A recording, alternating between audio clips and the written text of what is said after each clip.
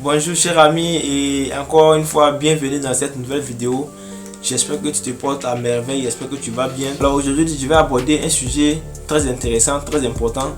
Donc pour cela il te demande de rester concentré dès maintenant, voilà, jusqu'à la fin. De quoi s'agit-il?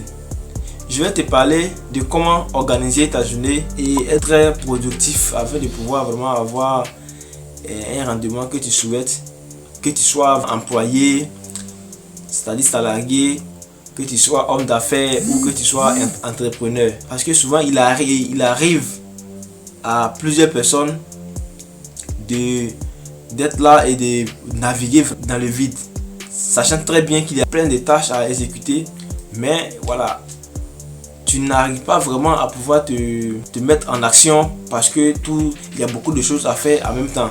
Ça va? Alors reste concentré et suis cette vidéo et je pense que tu pourras avoir quelque chose à la fin de cette vidéo. Ce que tu dois savoir, c'est qu'il existe plusieurs bonnes habitudes que tu peux mettre en pratique afin de pouvoir améliorer ton rendement quotidien.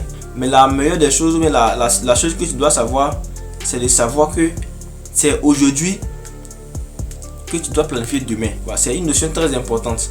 C'est-à-dire que toutes les actions que tu as à mener demain, il faut savoir d'avance que toutes ces différentes actions doivent être préparées aujourd'hui. Les actions que tu dois mener après-demain doivent être préparées demain. Enfin, ce que je veux dire, c'est que il faut préparer tes actions d'avance. Voilà, il ne faudrait pas attendre le même jour et programmer. Parce que cette planification, si tu attends le même jour, tu ne sauras pas, puisque le jour J est déjà en action. Tu comprends? Donc tu ne pourras pas vraiment t'en sortir. Donc il faut comprendre simplement que c'est aujourd'hui que tu dois préparer demain. C'est aujourd'hui que tu dois planifier demain. Et une fois que tu as cette notion importante, je pense que ça fait vraiment un grand pas. Le premier point que tu dois comprendre, c'est que pour pouvoir planifier et organiser ta journée, il est impératif et primordial de pouvoir prendre 15 à 20 minutes et de dresser une liste exhaustive de toutes les tâches que tu dois réaliser ou bien que tu as à faire. Je reprends, il faut prendre 15 à 20 minutes et faire une liste de tes différentes actions à mener. Parce que plus tu seras clair dans ta liste, plus tu sauras exactement ce qu'il faut faire en cours de journée et cela va te permettre d'avoir vraiment une clarté en esprit. Alors une fois que cette première phase est accomplie, la seconde phase va consister à l'établissement d'un plan d'action clair. Je m'explique, c'est-à-dire que tu as listé peut-être qu'il faut aller faire une course dans un supermarché, ou bien peut-être que tu as un devoir à terminer. Ça va? Le plan d'action va te permettre de savoir ce qu'il faut faire exactement, ou bien ce dont tu auras besoin pour pouvoir mettre en pratique la tâche en question que tu dois réaliser. Ça va? Donc peut-être que tu dois aller faire une course quelque part qui va nécessiter un moyen de déplacement. Peut-être que tu as besoin d'un ordinateur pour saisir un test. Ça va? Donc il faut établir un plan d'action clair. De quoi est-ce que tu auras besoin pour pouvoir exécuter ta tâche en question. Et une fois que cela est déterminé, ça va, il est vraiment nécessaire et primordial de comprendre que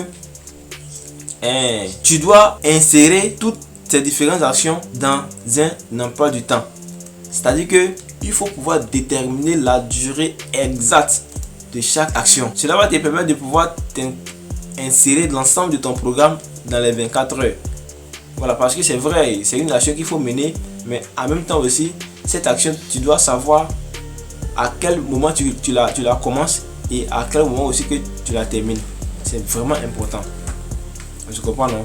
Donc, il faut déterminer des durées bien précises pour tes différentes actions à mener. Ça va? Alors, supposons que tu as déjà défini les différents timings pour chaque action. Ça va? L'une des étapes les plus importantes également, c'est de pouvoir avoir ta liste d'actions à portée de main, sous tes yeux. Cela va te permettre de toujours rester en alerte et de savoir que tu as toujours quelque chose à faire.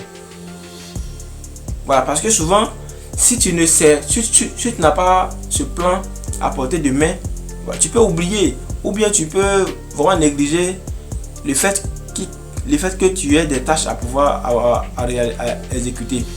Ça va? Donc, il faut toujours avoir ton plan à portée de main, sous tes yeux. Ça va? Pour ne pas perdre le fil de ta journée. Parce que ton plan que tu as établi est un peu comme un schéma directeur. C'est un peu comme un fil qui te dirige le long de ta journée. Je comprends. Et c'est vraiment un point vraiment important. Ça va? Et aussi, il faut avoir certaines valeurs en toi. Quand il n'y a pas de valeurs, il faut être rigoureux, premièrement.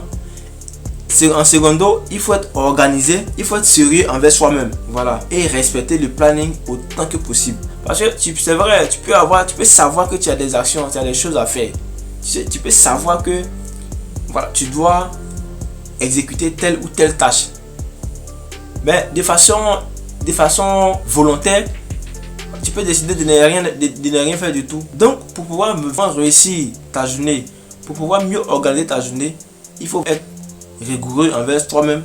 Il faut vraiment comprendre l'importance des actions à mener. Il faut être organisé et il faut être sérieux envers soi-même.